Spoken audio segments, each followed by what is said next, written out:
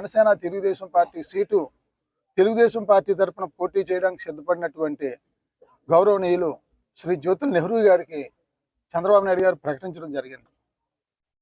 ప్రకటించిన వెంటనే నేను జ్యోతుల్ నెహ్రూ గారికి శుభాకాంక్షలు మీడియా ద్వారా తెలియజేయడం జరిగింది.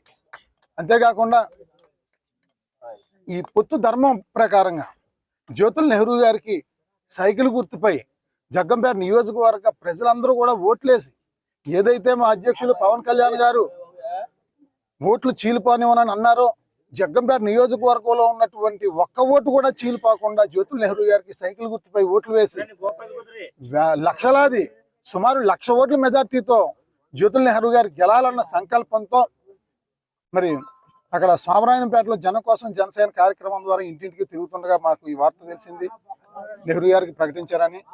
అక్కడి నుంచి సోమరాయనపేట నుంచి మాకు ఇష్టదైవమైనటువంటి మరి అచ్యుతాపురం శ్రీ కనకదుర్గమ్మ వారి గుడికి మొక్కు చెల్లించుకోవడానికి బయలుదేరడం జరిగింది. జ్యోతుల్ నెహ్రూ గారు అఖండమైన మెజార్టీతో గెలవాలని అమ్మవారిని మొక్కుకోవడానికి బయలుదేరడం జరిగింది. రెండవది, పొత్తు ధర్మం ప్రకారంగా ఓట్లు చీలిపోకుండా నా ధర్మం ప్రకారంగా న్యాయంగా నీతిగా పార్టీ నిర్ణయానికి కట్టుబడి తెలుగుదేశం పార్టీ గెలవటానికి నా చివరి ఊపిరిన్నంత వరకు ప్రయత్నం చేస్తానని చెప్పి కూడా ఉదయాన్నే ప్రెస్ మీట్లో చెప్పడం జరిగింది. రెండో ధర్మం మరి ఒక రైతు బిడ్డగా రెండో ధర్మాన్ని కూడా తెలియజేయడం జరిగింది. ఒక సామాన్యుడు అసెంబ్లీకి వెళ్ళాలి, ఒక వ్యవస్థ మార్పు కోసం మరి శాసనసభలో అడుగుపెట్టి మరి కుళ్ళు కుట్ర కుతంత్రాలతో కుళ్ళిపోయిన రాజకీయ వ్యవస్థకి మార్పుకి ప్రయత్నం చేయడం అనేది తప్పుగా నేను భావించాను. ఎందుకంటే ఎమ్మెల్యేగా పోటీ చేయడం తప్పు కాదు, సామాన్యుడిగా పుట్టడం తప్పు కాదు. సామాన్యుడిగా పుట్టినవాడు ఎమ్మెల్యేగా పోటీ చేయాలి, అసెంబ్లీకి వెళ్ళాలని అత్యాసపడ్డం తప్పు. నేను ఆ రకంగా అత్యాసపడ్డాను.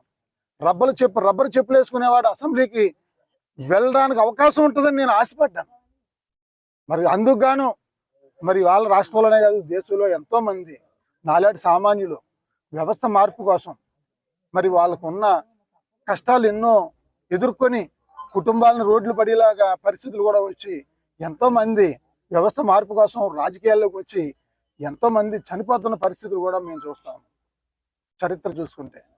అటువంటి రబ్బర్ చెప్పులు వేసుకునే సామాన్యుడు ఎవరో కూడా అసెంబ్లీ గేటు తొక్కడానికి కానీ ఎమ్మెల్యేగా పోటీ చేయడానికి ఆలోచన కూడా రాకుండా ఉండడం కోసం ఈరోజు ఉదయం నుంచి కూడా అంతిమ ఆమరణ నిరాహార దీక్ష కార్యక్రమం ద్వారా మనం నిర్ణయం తీసుకోవడం జరిగింది.